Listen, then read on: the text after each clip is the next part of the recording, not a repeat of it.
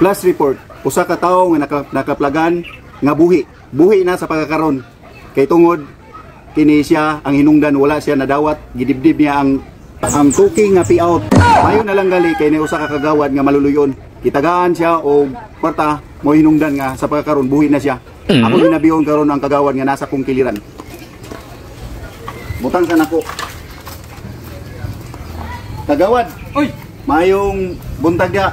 Unsa may hinungdan nga nasaksihan nimo nga nawadan kani panimuot, nawadan kini gininhawa? Oo, nakita ina ko dina. Nga nawadan gid siya panimuot. Nawadan siya panimuot. Kay sa usa nga hinungdan. Nag-apil-apil ng Jesslyn niya kay nakunoy tuki lagi daw ko. Payout. Oh. Niya karon nga may naman lagi, baskog naman lagi. Oo, kay ako man siyang gipasimot og kwarta. Be, yun sa nimo? Ako siyang gipasimot og kwarta. Oo. Giana na ko siyang kwarta ba? Giana na ko ipasimot ako. Mo na hinungdan nga nabaskog siya. Hinungdan nga nabaskog siya. Tinuod na siya, sir? Nga nabaskog ka pagkasimot mo kwarta? Oo, tinuod na. Oo.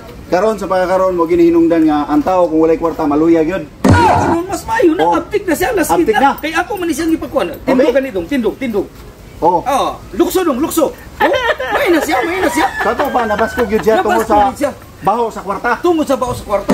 Oo. Karon, unsa pa may iyang kuan na nga makaprove nga baskog siya, pwede siya mo tambling.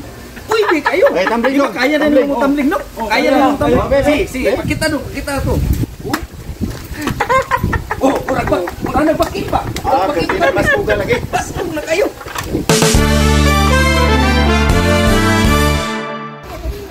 Mao kini ang plus report, balita sagta nga gimuta ug sa TV nga guba.